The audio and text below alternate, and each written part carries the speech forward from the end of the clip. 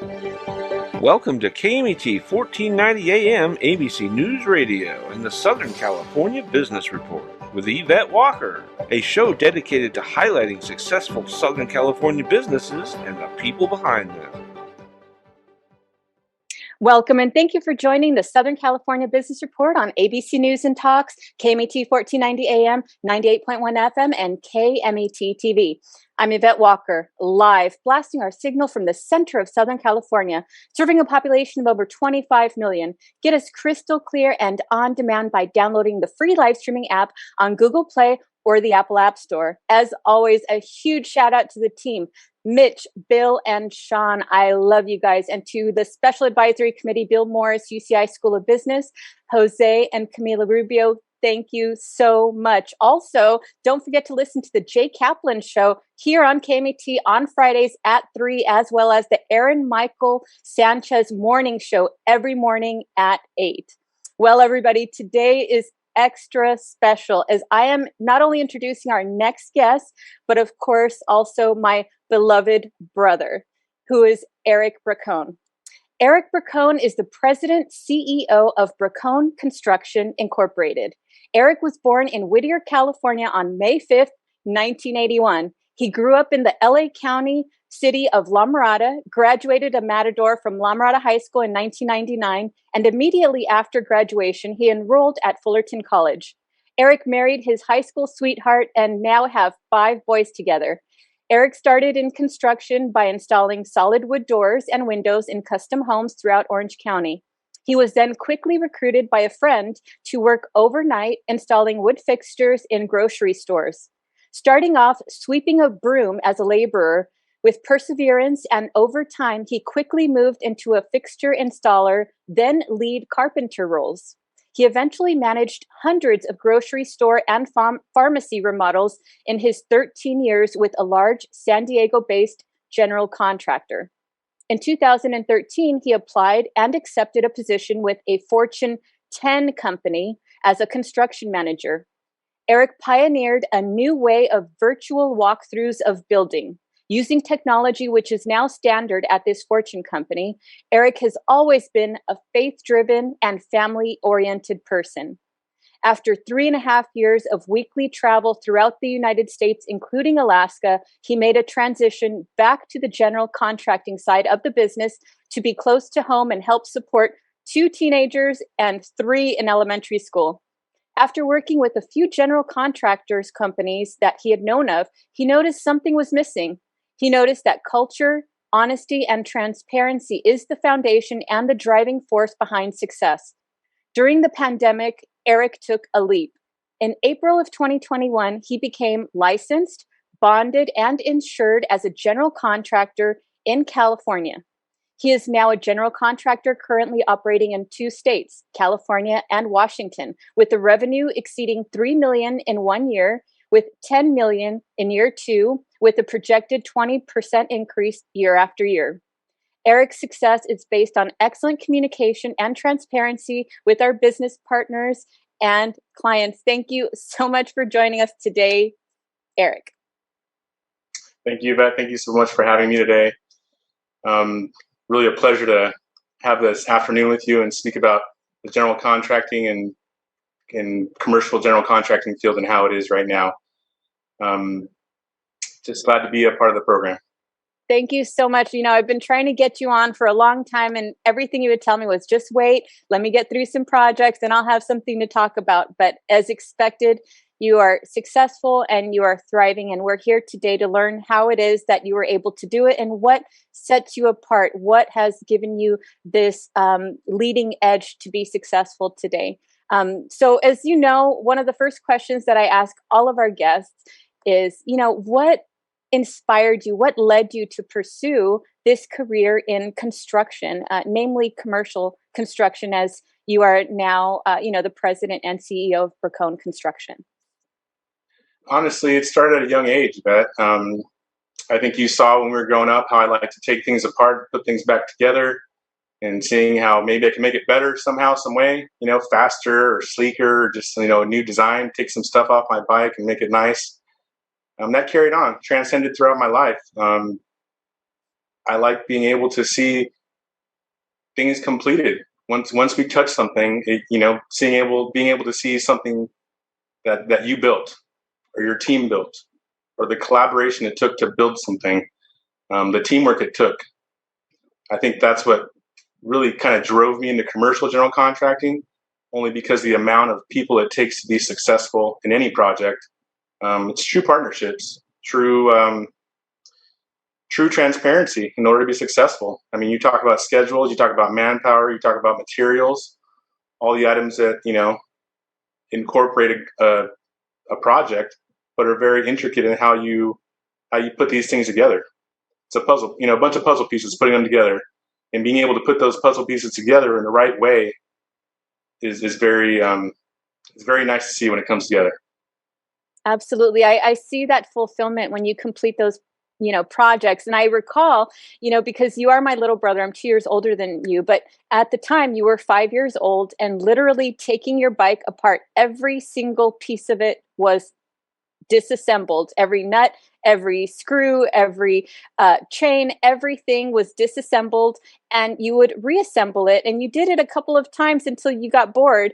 And I was just in awe as your 7-year-old sister saying, wow, I can't believe my brother is able to do this. But, I guess that's one of the reasons why you were also a GATE student, which is, gifted and talented education. And now here you are, just completely successful and applying those same principles and desires of, like you said, puzzle piece, collaboration, and seeing a project come to fruition in a way that you can be very proud of. And so please talk a little bit more about your why and what you have seen throughout the commercial general contracting field throughout your time, starting off as a laborer pushing a broom through one of your job sites. So my why is being able to see where I can take this company. I was able to grow into certain positions quickly and see how great companies work and how we can keep employees engaged, and how it's hard to do the right thing, but the right thing is always the right thing to do. And I think that's the difference, is always doing the right thing. I had a great great lesson in a Fortune 10 company. We had a team meeting, and we had a thing called an unfreezing session. We're able to kind of figure out how we can do better from ourselves and how people portrayed us and how people saw us. And that helped me a lot. It helped me understand how people saw me and how I can better myself and how I can do better for other people around me. It's really, truly important for me, and doing better for myself and doing better for those around me and my family, of course. I'm a big family guy. Everything I do is for my family and for my employees and for my business partners. I'm very honest with my family. I'm very honest with my business partners, and even more so with my clients. I think that's been the key takeaways from my business, is how I can be honest in such a crazy world nowadays, right? I mean, I worked with some great companies. They did some great things, and they're still great companies. It's just they start to miss something once you get so big. They get so big, and you don't have the personal touch anymore. You don't have the owner coming out to the field and being one with the business partners. And let me clarify why I say business partners. I say business partners in relation to subcontractors. In the general contracting world, we all have subcontractors, vendors, but I like to call my subcontractors business partners, because my business partners are key to my success. I can't do all this alone. I can't do, giant projects by myself. I can't do $3 million projects with a couple guys. It takes a team. It takes a lot of collaboration. It takes a lot of good people, honestly. And that's what I like to see. I like to see good people working, doing good for their families. And if I can somehow, in some way, make that happen, that's what I want to do. That's why I do what I do, because I want all the people I know in any way, shape, or form to be just as successful as I am. Even my employees. My employees are an extension of myself. We all drive the same trucks. Nobody has a nicer truck than anybody else. We all have the same truck. We all have the same uniform. We all have the same American Express card. No one has a more limit than another. We're all the same. We all stay at a Marriott. We don't stay at Motel 6s. No offense to Motel 6, but when my guys are out of town, I expect them to be comfortable, just like I would be comfortable if I'm out of town. It's reciprocal. I think reciprocity in our business is dwindled. Profits go down, and companies get big, and your overhead gets big, and you start to lose sight of what's real. Start to lose sight of why you started and why you did this. Why did you even do it? I just don't want to lose sight of my why. And I think I'm on the path to stay where I'm comfortable. And maybe it's, not being $100 million company. Maybe it's not being $1 billion company one day, but that's okay. I'm happy where I'm at. I'm happy being able to take care of my people comfortably. I like my people to be comfortable, just as comfortable as I am. I love it. I love it. And that is a testament of your success and a very deep wisdom that you've gathered throughout your years of seeing the way different companies operate, where the opportunities exist, and, implementing the solutions that you see are, working for your team and being successful. So for those that don't really know what commercial general contracting is exactly, can you please, kind of paint a picture of what that is? Yeah, so commercial general contracting is obviously not residential. I don't build, custom homes, anything of that nature. I do build retail facilities.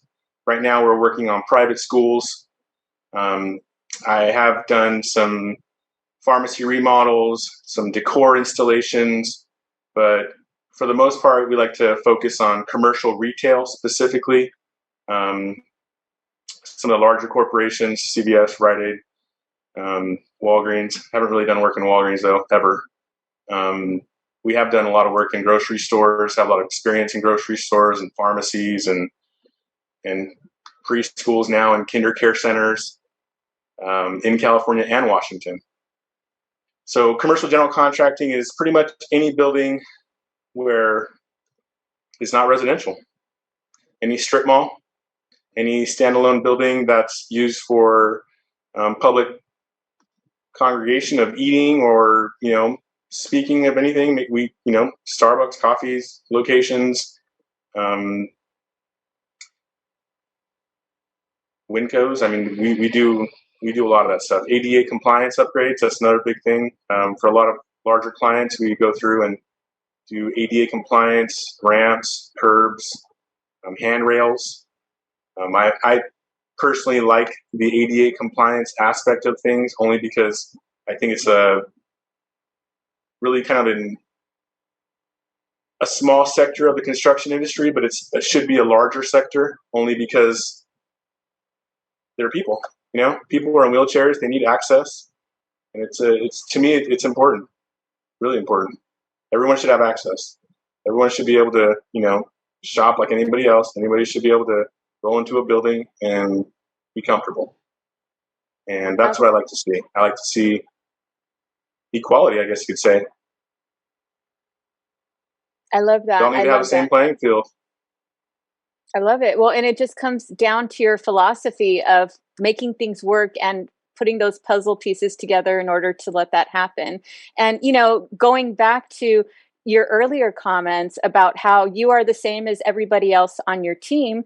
And, with that, I know that as an owner, it's important for you to be on the field and engage with your team on the field at all times. Please talk about that and why it's important to you, and maybe how that's unique in the landscape of the business that, in commercial Yeah, that's a great point, Yvette. I mean, in commercial general contracting, you typically don't see an owner on site. We say on site. We have an on-site superintendent. We have an on-site project engineer or a junior superintendent. or a on-site laborer. I like to be a on-site owner.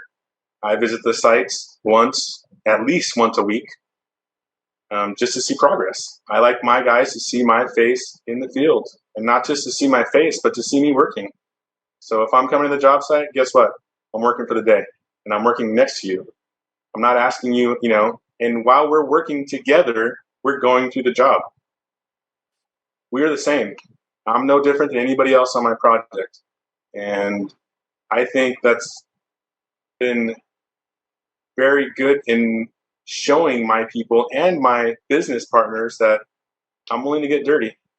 And I expect everyone to do as much work or work just as hard as I am if I'm out there. I wouldn't ask anybody to do anything that I wouldn't do. I think that's very important in any aspect. Because if I wouldn't do it, why would I ask somebody else to do it? That's not fair. Like I said, I'm all about equality.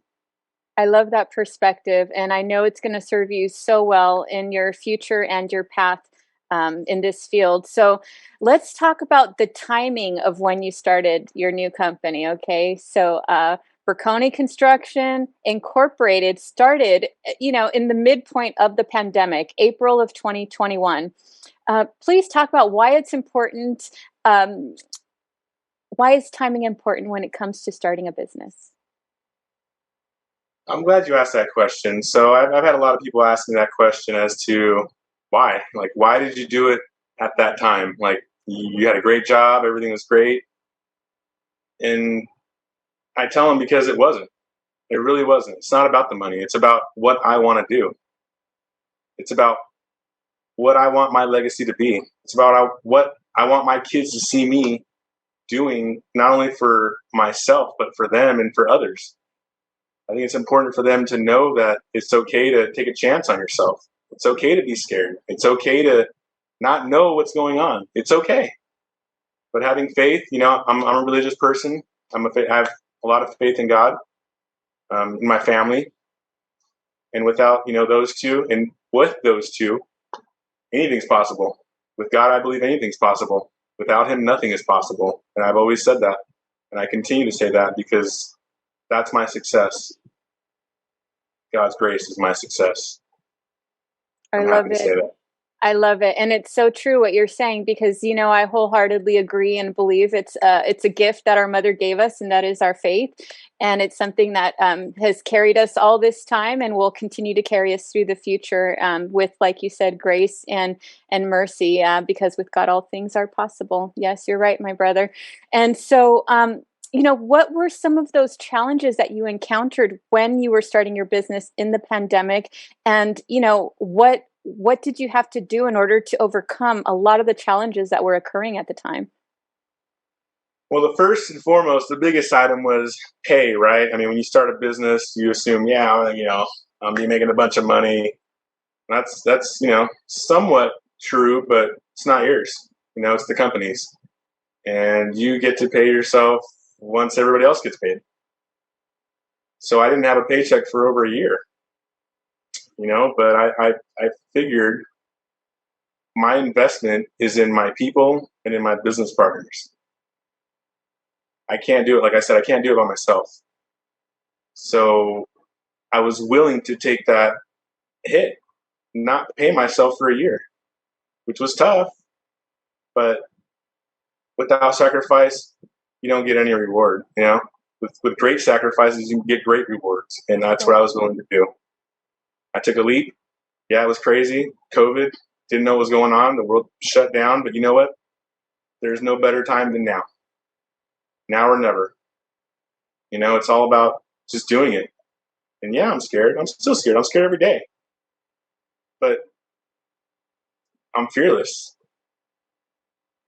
Nothing can stop me. I'm okay. Well, that is the definition of courage, right? Doing something in spite of knowing what the potential downsides are, and of course having that fear, but doing it anyway. That is courage, and that's what it takes really to get into business and to ultimately be successful. In your bio, you mentioned how you had come up with a new way of conducting walkthroughs and how you like to implement, changes and updated technology to pursue these construction projects. What are some of those changes you are looking to implement and contribute to the field of commercial general contracting as you move forward with Bracone Construction Incorporated? Well, luckily, that technology has come a long way, even since when I first, implemented it or even introduced it to, the Fortune 10 company. And now it's just everywhere. Every architect has, a scanning app. They can scan the building, do a 360. Matterport's a great one. Use them religiously. That has been key in helping our business partners identify existing scope of work, how the building looks now, and what we're going to do to change that. We're able to virtually walk through these buildings and basically have a pre-bid construction walkthrough without being on site. Wow. You got one guy over here in this state, one guy in this state, one guy on the beach, one guy on his boat, and we're all looking at the same building. And I think that's been key in my business, and I think in everybody's business, right? Technologies, it's advanced so much in the past 3-4 years. I mean, it's crazy. So I think the advancements of construction technology have been great as well.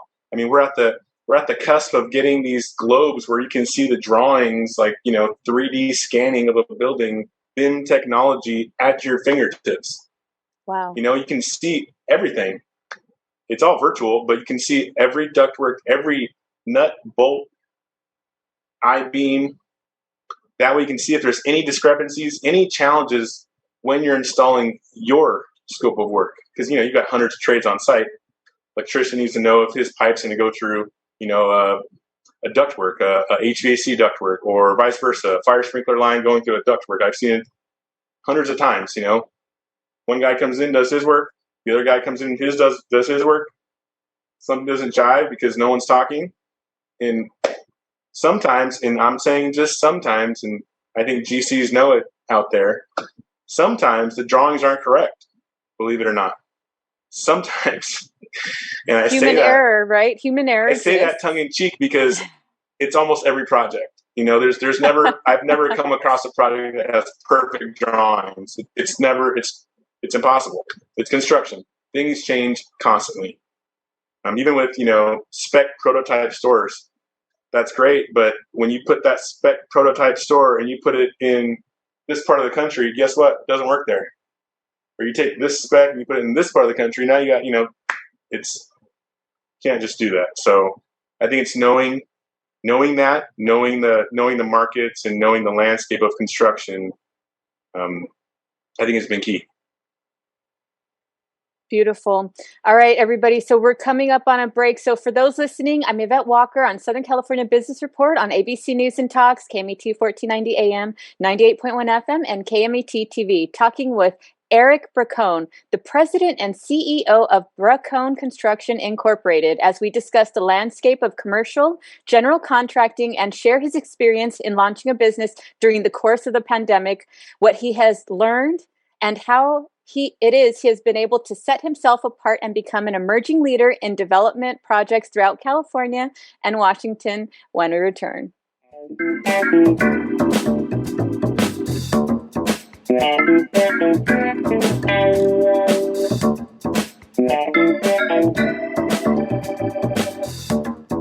Every 2 seconds, someone needs a blood transfusion.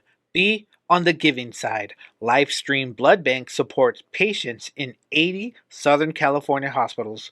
Call 1-800-TRY-GIVING for more information and to set an appointment. City of Hope is driven to making a difference in the lives of people with cancer and diabetes. We accomplish this by conducting innovative research and providing outstanding care.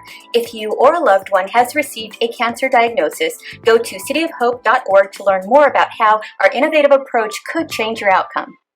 Cal State San Bernardino is home to the only school of entrepreneurship in California.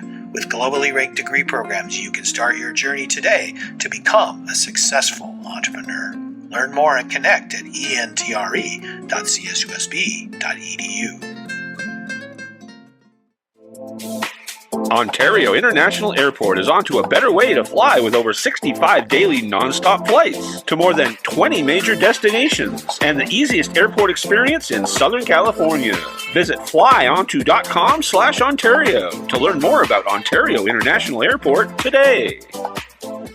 Hi, I'm San Bernardino County Sheriff Shannon Dykes. If you're looking to start an exciting career in law enforcement and make a difference in your community, we are hiring dispatchers, nurses, deputies, laterals, and many more. For a complete list of our jobs and more information, visit sheriffsjobs.com. The University of La Verne is rated first in California for alumni satisfaction. Learn more about accelerated programs offered online and on campus in La Verne, Irvine, Ontario, Burbank, or College of the Canyons. Visit go.laverne.edu. The University of La Verne. go.laverne.edu. It's summer, the sun is shining, and now's the time to make the most of your solar panels. Don't lose up to 50% of your solar panels' efficiency just because they're dirty. Get the most out of your solar panels and call my friends at Solar Panel Cleaning Specialists at 951-663-7502. That's 951-663-7502. Mention this ad and receive your discount. Offer expires December 31st.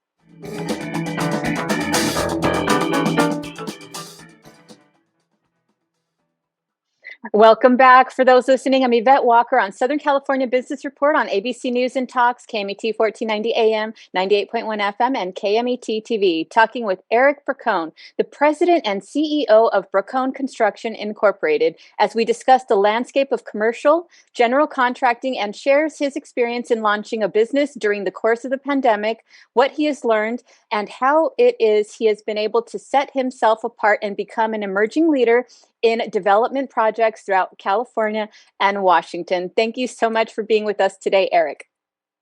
No problem, Yvette. Thanks for having me.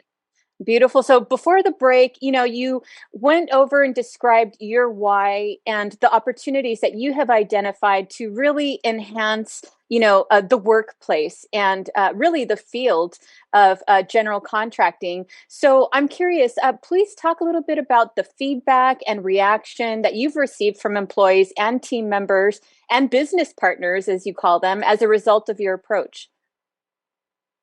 That's a great question, Yvette. So every week, I think it's very important I engage my employees. So every Thursday, we have a team meeting. Communication is key in our company. We talk every day, but on Thursdays, we talk specifically about projects, about needs, company needs, any needs in the field, and any manpower needs. This gives us a good 24 hours to react to it, say for the following week for Monday. We know Thursday morning, hey, we need, X amount of guys at this job site Monday. So we can react and, pivot and do what we need to do to be successful. Every Thursday, we talk about the projects, where they are, where they're going, and where they're going to be, and how we get there the quickest, and how we get there the fastest, and how we get there, safest, and how we get the client in there as quick as possible.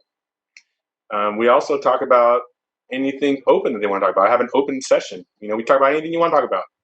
Talk about your kids. Talk about, whatever you want to talk about. I'll talk about my kids. I'll talk about what they're doing. I'll talk about my son. He's going to Boise State.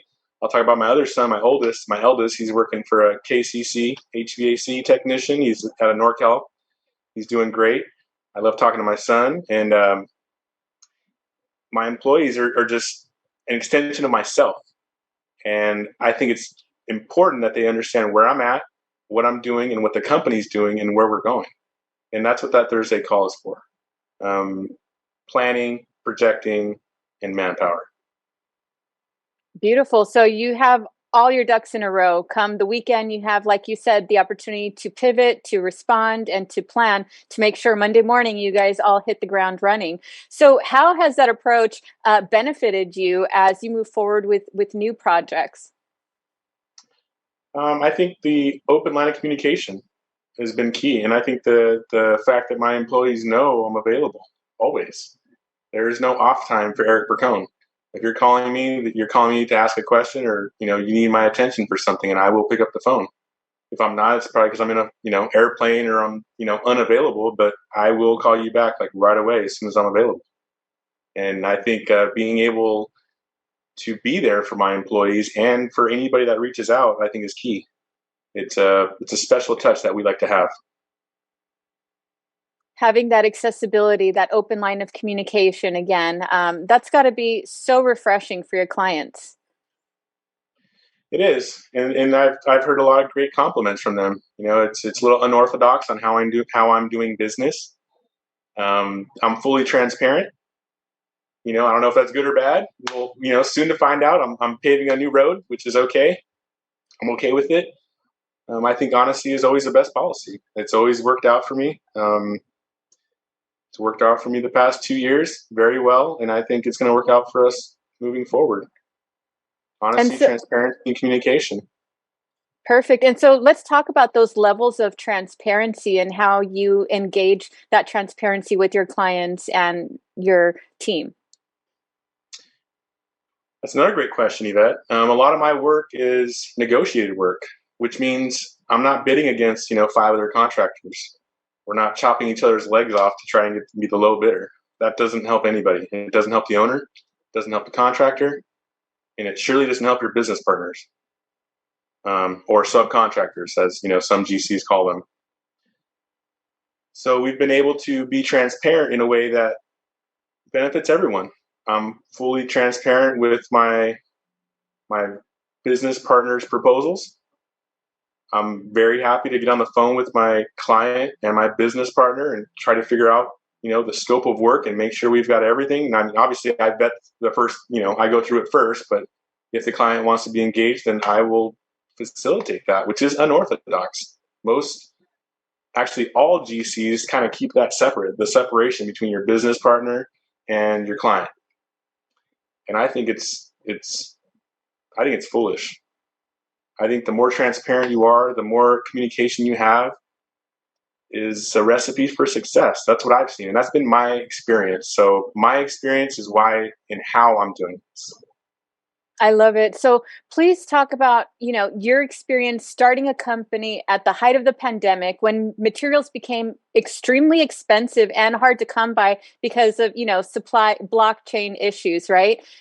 Please talk about how you were able to move forward with your projects and complete them, with the appropriate timelines as, originally planned. That's another great question, Yvette. Wow, you got some good ones today. So I have lots of them. They're just, Did you prepare today? A little bit. Yeah. Yeah, no, that's a great question. So what we did is we were adaptable and we were pivoting.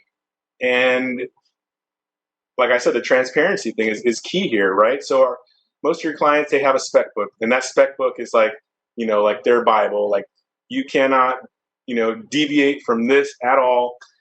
But there comes a point where, guess what? The stuff that's in that book might not be available or be discontinued. So then it goes back to, the design team. The design team, they got to figure out what they're going to do. But by the time that comes full circle, that's weeks down the line, months down the line in some cases. And it's just, time is money. We all know that.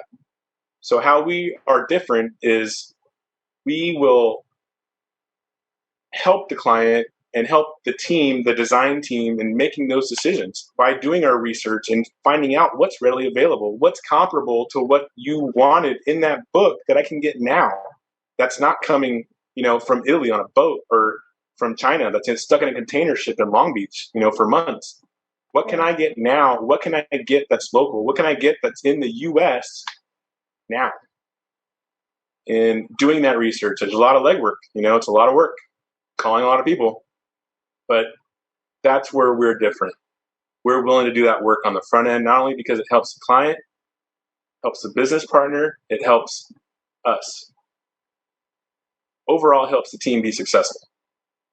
Get the project done, get your materials in, move on to the next one. Absolutely. So it sounds like you've been able to complete projects through adaptability again and resourcefulness, which, those are pillars of your character and who you are and how I know you. So it doesn't surprise me, but I'm sure many people that are listening or that are in that field are probably listening to this with fresh ears as a new concept with your approach, I'm sure. So can you talk a little bit about some of the projects that stand out to you where adaptability was key in meeting these deadlines? Yeah. So we had a tenant improvement project in Kent, Washington, another one in Federal Way. Some of the materials aren't available immediately. We were able to leverage our relationships throughout the years that, we've been in the industry a long time, over 20 years. Between myself and my other employees, we've got a lot of good resources in the industry. We were able to tap a few vendors and make those connections and say, hey, do you have something that's comparable or, something you can give us that's readily available? Where is it? What part of the country is it in? Can you get it to us? Can you overnight it? Can we pick it up? Can we will call it? And being persistent, nonstop. A lot of people just, nowadays they drop the email, say, yeah, I didn't get a response back. I don't know. When is a nowhere land? But the reality is you got to send that email and follow up with a phone call and then follow up with another email. Say, hey, this is a follow up to my voicemail. I want to make sure you got it. You don't get a response. Guess what? You keep calling, keep emailing until you get what you need. And I think that's been one of our, key points is being persistent. It's a challenge. Yeah, it's exhausting in many cases.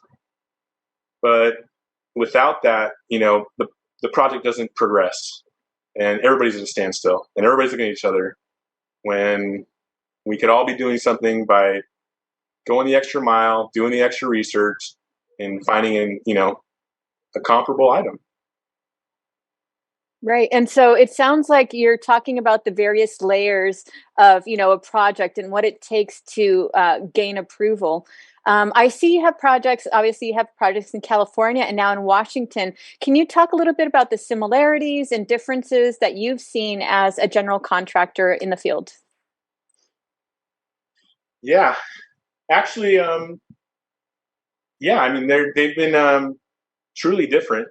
California, from a jurisdictional perspective, has been challenging in some areas and has also been a little bit more lenient and easier in some areas. I've been able to, pull permits for buildings and do things of that nature in California that, are difficult in Washington. It took a lot of work in Washington to pull a permit. A lot of phone calls, a lot of persistent phone calls, a lot of visits to the city. And, it's not just me sending my employees, it's me going to the city, going to the counter, asking to speak to a building official until I get what I need. And being persistent, going back every day to where they're like, oh, hey, they know your name. Hey, how you doing? Eric's back. The squeaky wheel gets the grease. We all know that. And I don't mind being a squeaky wheel to any jurisdiction or any vendor, because at the end of the day, that's my job, is to make sure my client has what they need to be successful, because it's reciprocal. Like I said, if they're successful, I'm successful. And if they see that I'm in the field doing what I need to do for them to be successful, that's money in the bank to them. They're not paying a permanent expediter. They're not paying the architect extra money. I'll go do it. I'll go out there and I will make it happen. My people will make it happen. Why? Because we have skin in the game. It's our project. We need to get this done. And everybody's got skin in the game, but when it's truly your project and you need that permit, guess what? You're going to go out there, you're going to make it happen. And that's what we do. I love it. So let's talk a little bit about some of the projects you're working on today. So we've got a few good projects going on. We've got one that we just finished up in Kent, Washington. It's a kinder care center. Child Development Center, a Montessori specifically, and also another one in Federal Way, Washington. It's another Child Development Center, and these two are single story. They were just tenant improvements, existing buildings. Pretty much went in there, just did some new flooring, new paint, new fixtures in the restrooms, all new millwork, and alarm system, electrical, full upgrades to get them up to Washington standards, WAC standards, WAC licensing standards, as one would say. And we also have projects in California. One specific project we're finishing up in San Rafael. It's been a good long project, almost 8 months now. We've got about 2 months left on that one. Hopefully sooner. We're pushing our guys, but we all know the holidays are coming, and things get to tighten up during the holidays. And we've got another one in the San Ramon area. That's East Bay of San Francisco, and then another one in. Hopefully, we're bidding a project in San Mateo. I'm hoping to be successful in that one and do well for this client. Those are all child development centers, all single story except for the San Ramon site. It's a multi-level structure, but they all have their own challenges. Let me say that. The first challenge was abatement. San Rafael, we had a lot of abatement, which is asbestos. It's an older building, pre-1970s, where you typically find that asbestos. We did find some significant amount. We had a great partnership with our NorCal demolition company, Acme Demo. They're a great business partner of mine, along with their other business partner, JLS Environmental. They came in, remediated the place, got us AQMD certified, tested, cleared out, good to go. We've been very lucky in that sense to have great partners, business partners, to be successful for these projects. Relationships, like I said, are key in our industry, and I think any industry. I mean, I'm in the people business. I'm not really into construction. It just happens to be that we do construction. I love it. So what advice would you give to those looking to enter the construction workforce? Because as we know, the workforce is limited and the need is growing exponentially. What are the careers and opportunities we should be looking out for as we move forward? Wow. We need tons of carpenters, tons of plumbers, tons of electricians, framers, any young person, any middle-aged person, anybody out there that wants to get into construction. I'd say just do it. Figure out what you want to do. Go to a job site. Shoot, call me up. I'll help you out. We'll fit you in somewhere.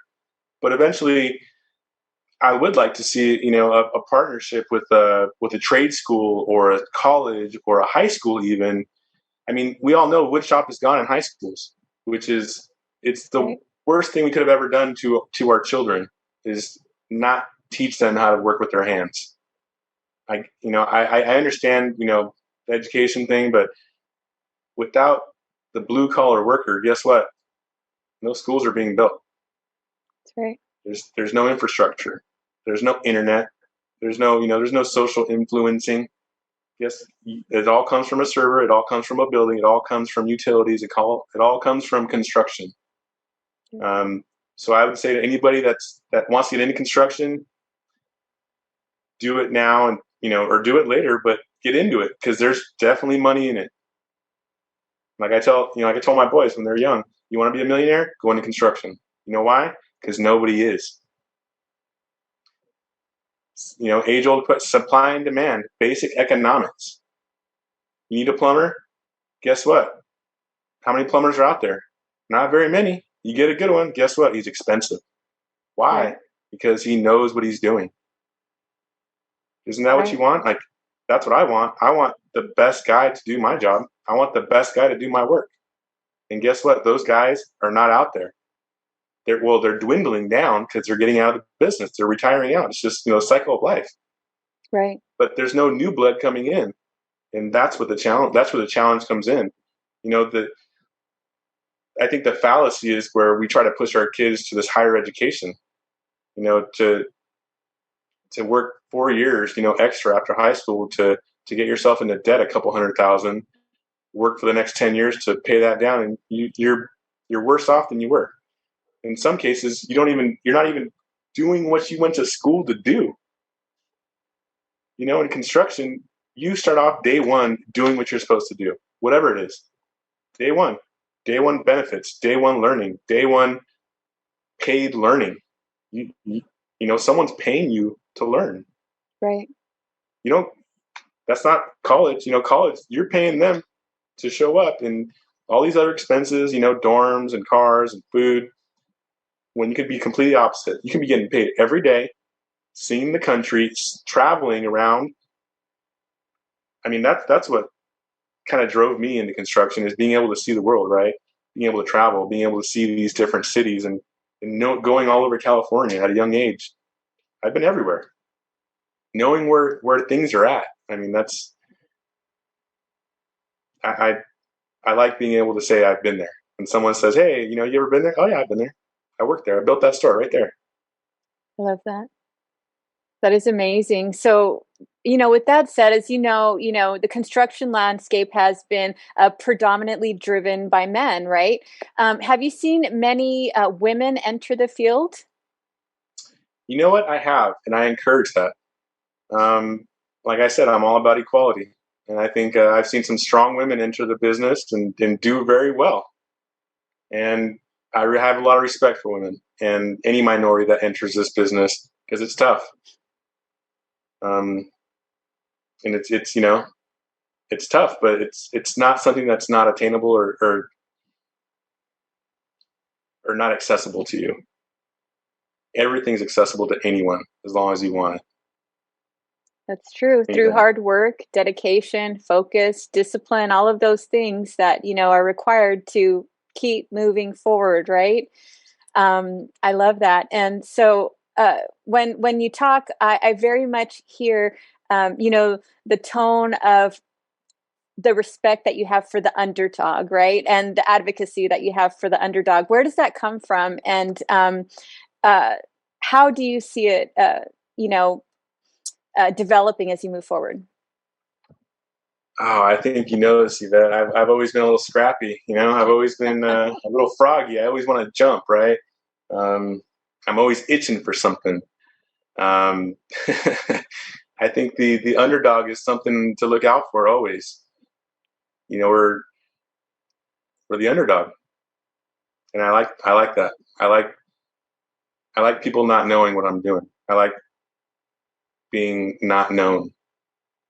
Well, probably not now. I'm on the radio, right? I mean, you're going to be known now, yes. So we have to eliminate that part of it. But I think the underdog also, brings into focus the additional layer of, just grit that is required to be able to overcome a lot of those barriers, right? That's why they're called the underdog, because they have all these barriers on top of them that are, making it more difficult for them to advance.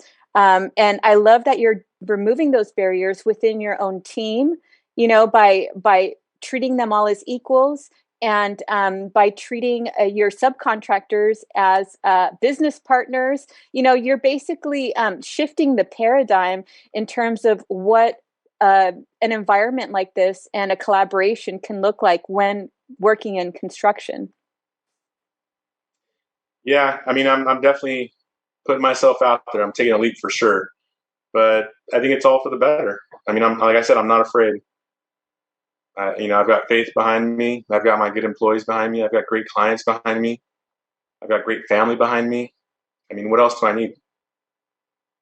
Those are the things that I value, and I think those are pretty basic. And I think if I can focus on those and be successful in those elements, I think everything else will fall into place. That's just my personal belief. I completely agree. And so as you move forward and you look at this, long journey, because you're still young, you're, in your early, 41, 40, something like 41. that. I'm in year 41. 2 of my business as well. Yes, so you have a long career ahead of you. What are you looking forward to as you continue your journey in the commercial general contracting field? That's another great question, Yvette. I mean, honestly, I hope this takes me to philanthropy. I mean, that's truly something I've always wanted to do. Is being able to help others who typically either can't help themselves or won't. Right? I mean, I'm all about doing the hard stuff. There's nothing easy about doing commercial general contracting. There's nothing easy about, taking a leap of faith on yourself. But that's not the path that I want. I'm comfortable being uncomfortable. I learned that real early in my general contracting days, and also in my, being in the field. I'm okay with that. Then that's where I thrive. And the more uncomfortable I am, that's how I know I'm going to get better. So the more I push myself out of that comfort zone, I know I'm doing the right thing. So let's just say I've been pushing a lot. I'm very uncomfortable, but you know what? I'm good with it. I'm comfortable being uncomfortable. That's crazy to say, but hey. But then looking back on it, you also see that direct correlation of the discomfort versus, the results that you gain from that discomfort. Would you say that they're exactly proportionate? Would you say that one is higher than the other, or is it equal across the board? I'd say it's equal across the board, Yvette. I mean, you get in what you put in. It's like anything. It's like any data-driven thing. You put in bad data, you get out bad data. It's the same thing in life. You put in something bad, you're gonna get something bad. So as long as I'm doing everything from an honest perspective in my heart, an honest perspective for my client, I feel that that's going to carry me through any challenge I have, life, work, anything like that. I feel like I've reached a level of contentment where I'm at, and I'm just really happy of where I'm going and what I can do for my employees, and hopefully, like I said, one day do philanthropy, either for myself or somebody else. I love it, and I'm so proud of you, and we're coming up on the end of the program, but thank you so much for being with us today, Erik. Thank you so much. All right, for everybody listening today, don't forget to look for us on Facebook, YouTube, LinkedIn, and Instagram. Check us out on scbr.com, and don't forget to download the free live streaming app on Google Play or the Apple App Store. Don't miss my interview with Dr. Anthony Courtney. Dr. Courtney currently serves as the elected mayor of the city of Barstow, the president and chief executive officer of PACE Services Corporation, and is the founder of the EC Barstow Entrepreneurial Resource Center and Campus. Dr. Courtney is an accomplished leader with a solid background in human connections, organizational dynamics, business development, and decisive leadership. Do not miss it. Next week, we will have Caroline Dalal and James Washington. Caroline Dalal is a Chief Strategic Partnerships Officer for Office Beacon, who is no stranger to breaking barriers and blazing trails throughout her career as a journalist and entrepreneur. After graduating from the University of Toronto with a BA honors degree in communications and English literature, Caroline launched her journalism career at Omni Television as their youngest on-air journalist. During her 9 years at Omni, Caroline anchored, produced, and reported the news covering numerous high-profile stories and people, including 9/11 and Nelson Mandela. She was instrumental in shining a light on domestic violence abuse within immigrant communities. Caroline's compassion, hard work, and tenacity drew the attention of CTV, who hired her as their first South Asian female reporter. Caroline worked at CTV for 5 years, covering both mainstream news and challenging facing immigrant communities, as well as breaking news about the SARS virus. With her will be James Washington, a two-time Super Bowl champion who was selected by the Los Angeles Rams in the 5th round, 137th overall of the 1988 NFL Draft. After 2 years with the Rams, James was signed by the Dallas Cowboys in 1990, where he became one of the hardest-hitting defensive backs in the league, earning the nickname Drive-By. One of his most notable performances was in Super Bowl 28, when Thurman Thomas, after being tackled by Leo Lett, fumbled the ball. Washington returned it for a 46-yard touchdown to tie the game 13-13. His performance was so dominating that he received a strong MVP consideration. He was co-host of Fox Sports Radio's flagship morning show, Shout Out of Bounds with Craig Sherman. He was also featured on Fox Sports Net's interactive video college football breakdown. So we will see you next week. Do not miss it.